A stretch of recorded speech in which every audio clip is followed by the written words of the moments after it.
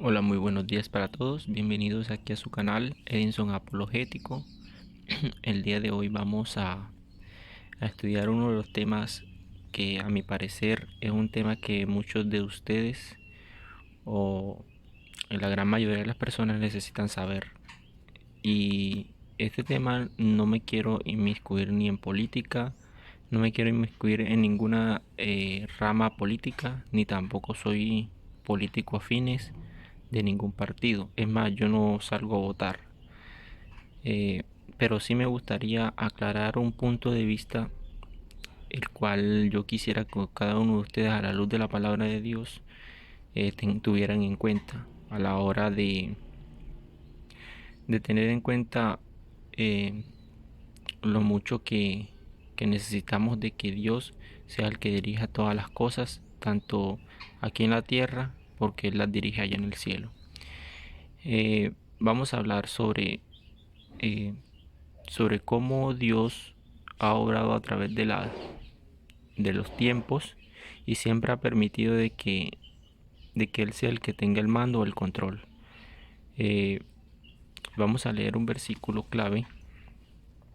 Dios siempre ha, ha tenido el control de todas las cosas, y en este caso, cuando se habla de socialismo o comunismo, o se habla de capitalismo, Dios es un Dios que no está de acuerdo con estos términos, ya que Dios siempre ha sido un Dios que ha sido correcto, un Dios que siempre respeta los líderes, siempre respeta eh, el tipo de pensamiento de cada persona. Pero en este caso nosotros vamos a notar que Dios puede ser, digamos, o con otro tipo de pensamiento menos el pensamiento socialista.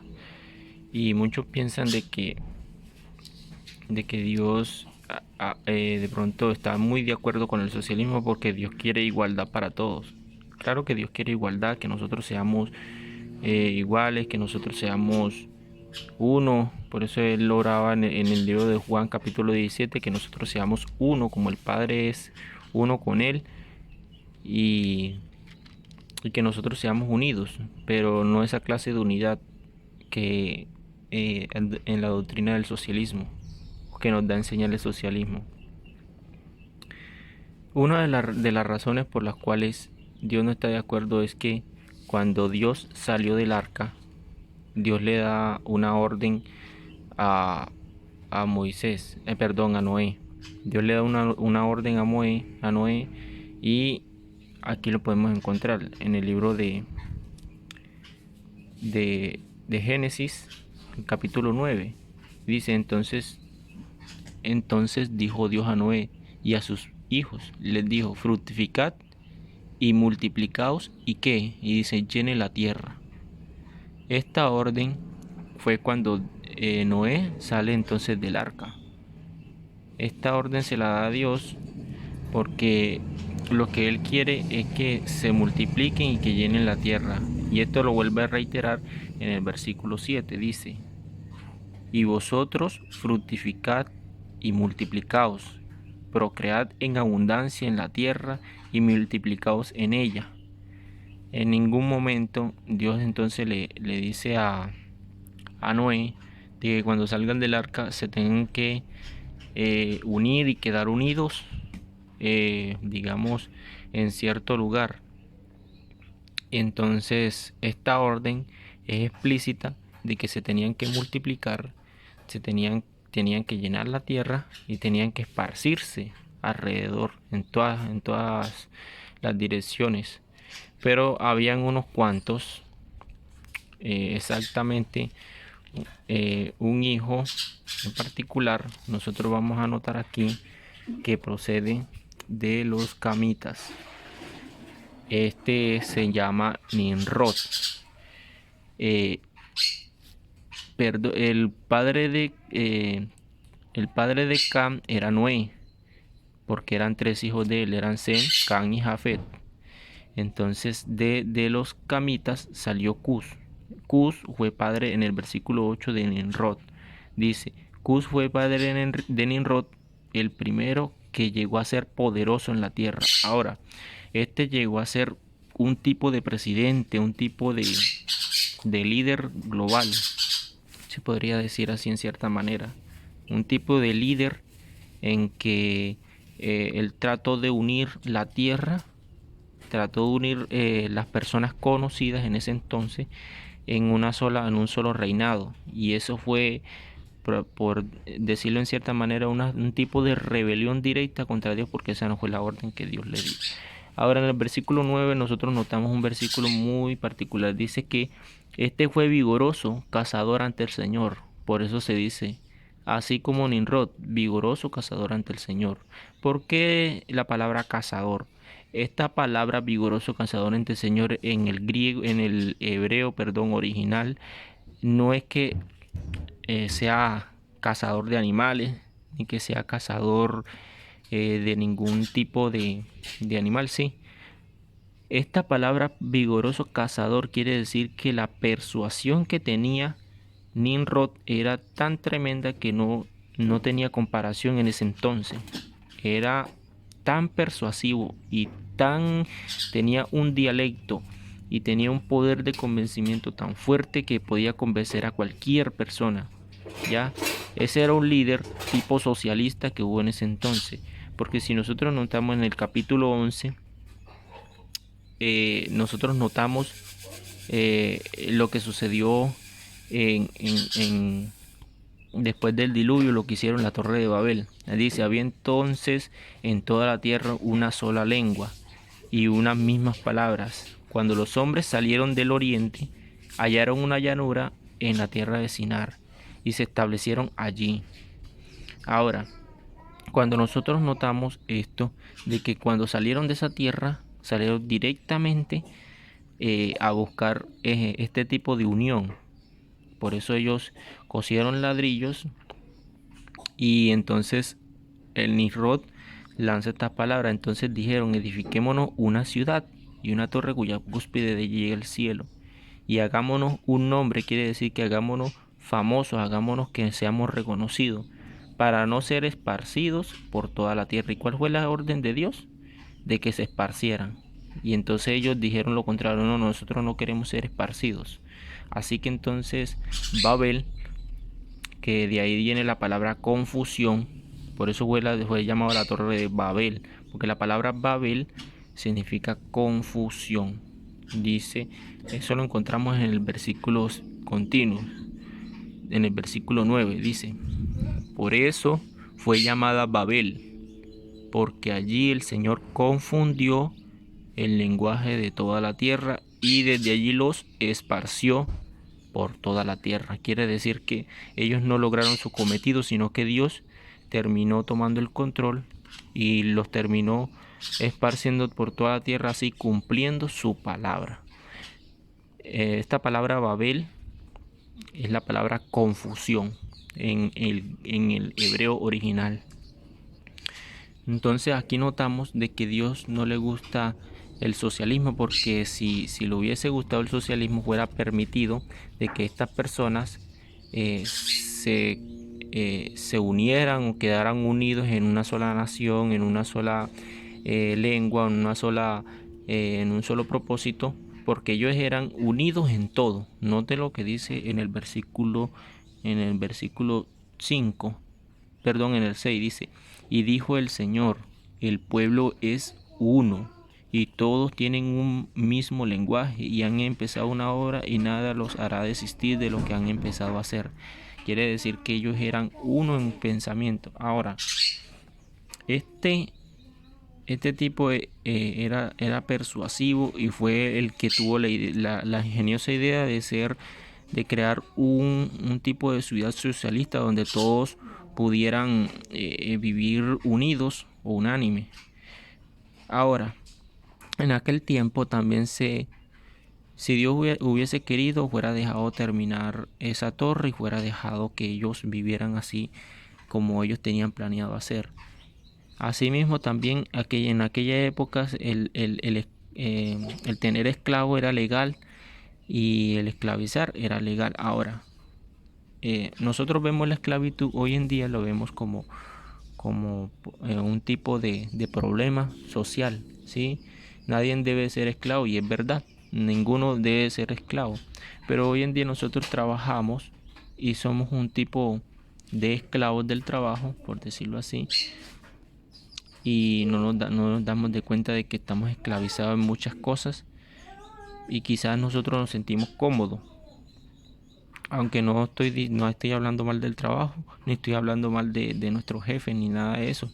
Simplemente que es casi algo parecido, quizás igual en muchos términos, pero la diferencia es que nos pagan, nos dan vacaciones, esto y lo otro. En aquel tiempo, si Dios hubiese visto mal o hubiera visto mal el tipo de esclavo, porque todos tenían que ser iguales, así como Dios manda su palabra, entonces hubiese permitido de que la esclavitud fuera ilegal y fuera mal vista ante sus ojos. Pero miren, aquí vemos una historia donde, donde Abraham quería tener un hijo o Dios le había prometido un hijo. Entonces Sara quería cumplir esa promesa a través de su sierva Agar, y la sierva era esclava traída de, de los egipcios, o sea, era una esclava egipcia, ¿ya? Entonces, eh, Dios entonces ve con malos ojos, digamos, de que esta sierva, a pesar de que era, por decirlo así, sí, sierva o la madre del primogénito de Abraham, Abraham su amigo, el amigo de Dios, él le da la orden de que nuevamente vuelva a su sierva. Eso lo encontramos en el libro de Génesis capítulo 16. Y entonces aquí podemos encontrar cuando Dios entonces le da la orden. Dice, y le dijo a Agar a su sierva, ¿de dónde vienes y a dónde vas? Ella respondió, huyo de Sarai, mi esposa. Aquí está hablando con Dios. Entonces aquí lo notamos, el ángel del Señor le dijo, ¿qué le dijo? Vuélvete a tu señora y sométete a ella. Quiere decir que Dios no estaba de acuerdo. No, en ninguno de los momentos o en ninguno de los casos Dios estaba de acuerdo de que Agar, a pesar de que era una esclava, se fuera o sea libre, ¿sí? Si Dios hubiese querido apoyar el socialismo, Dios hubiera permitido este tipo de cosas. Dios no hubiera permitido este tipo de cosas porque la esclavitud va en contra del socialismo. Ahora, muchos se preguntan, ¿qué es el socialismo? Bueno, vamos a dedicar un momento y vamos a ver el término en el diccionario. Entonces, estén conmigo. Bueno, aquí dice que el término socialismo es una doctrina política y económica que propugna la propiedad y la administración de los medios de producción por parte de la clase trabajadora con el fin de lograr una organización de la sociedad en la cual exista ¿qué? La igualdad. Nadie puede ser más, nadie puede ser menos. Todo mundo debe ser igual en economía, en, en propiedades, en todo, tanto política como social y económica de todas las personas. Aquí este es el modelo socialista. Este modelo se ve lindo, se ve hermoso, pero a la final este modelo termina siendo un problema para la sociedad, porque ahora todo el mundo es igual y no hay, termina fracasando eh, este tipo de doctrina o este tipo de enseñanza termina fracasando en una sociedad si se aplica. Muy bien, entonces al ver este término de socialismo, nosotros notamos que Dios en ningún momento quiso tener este tipo de pensamiento con su pueblo. Además de esto, hay un término que se usa mucho y ahorita lo vamos a mencionar, que yo lo que quiero es que ustedes se lleven eh, ese término en su mente, porque lo que se va a venir es muy fuerte. Ahora, Dios siempre, por decirlo así, siempre tuvo en su pensamiento de que hubieran pobres. Ahora, usted me va a preguntar por qué. Saben, la pobreza o la escasez en algunas casas hace de pronto de que nosotros veamos lo frágiles que somos, las riquezas no. Si todo el mundo fuera rico y no le faltase nada, quizás no buscaran de Dios, ni quizás muchos ni siquiera voltearan a ver a Dios o no lo obedecieran. Eso fue lo que pasó con Sodoma y Gomorra. Sodoma y Gomorra tenían todo, no les faltaba absolutamente nada y vivían de lo más felices. Y eso fue lo que provocó la caída de Sodoma. Ahora, Jesús, hay una historia muy particular en el libro de Mateo capítulo 25. Nosotros notamos que en este capítulo, este es el capítulo 26, perdón, libro de Mateo capítulo 26, verso 6. Aquí notamos una historia muy particular. Cuando María unge con un perfume que es súper costoso los pies de Jesús. Y uno de sus discípulos, exactamente Judas, le pronunció estas palabras. Y esto lo, lo que hizo Jesús a continuación da mucho que pensar. Y noten lo que dijo, dice: vino una mujer con un frasco de alabastro, versículo 7, y un perfume de mucho precio. Eso era lo que decía yo ahorita. Que eso costaba demasiado dinero para ese entonces. Y lo derramó sobre la cabeza de Jesús. Cuando él estaba a la mesa, al verlo, sus discípulos se enojaron. Exactamente, el que se enojó fue Judas. Y le dijeron: ¿para qué este desperdicio? Esto se podía haber vendido a buen precio para ayudar a los pobres. Ahora mire lo que dice Jesús. Jesús se dio cuenta y les dijo: ¿por qué molestáis a esta mujer? Pues ha hecho buena obra conmigo. Porque a los pobres los tendréis un ratico. No lo dice, dice: los tendréis siempre con vosotros, pero a mí no me tendréis. Ahora, cuando Jesús dice que a los pobres siempre los tendremos en medio nuestro, es porque siempre han habido y habrán, y los por haber, que siempre habrán pobres.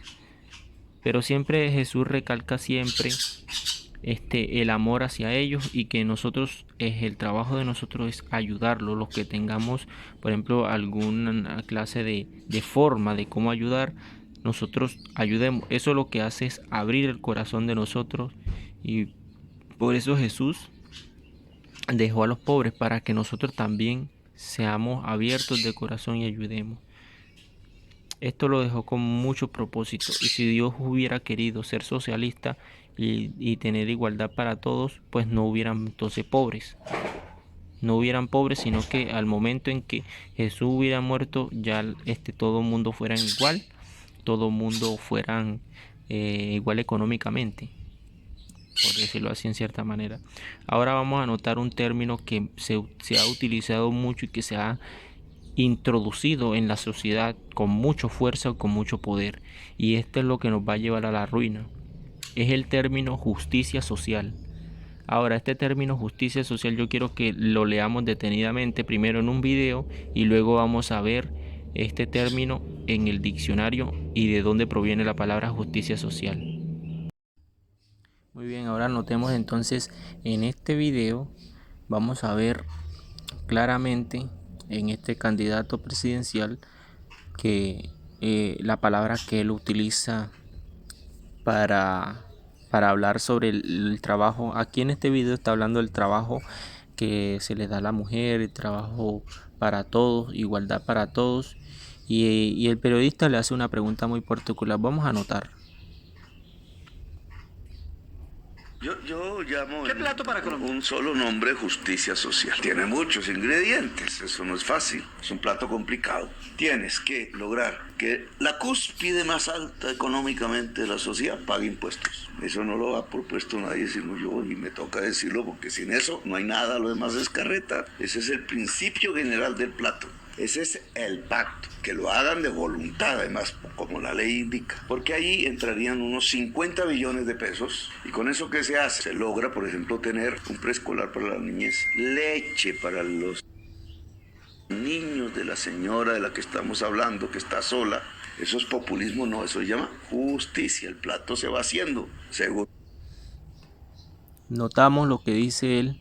Él dice que el plato principal que se necesita es la justicia social. Esta justicia social es un término que se utiliza o que nació de una sociedad muy secreta, o tal vez ahora hoy en día no es tan secreta, que se llamaba o se llama los de vamos a mirar aquí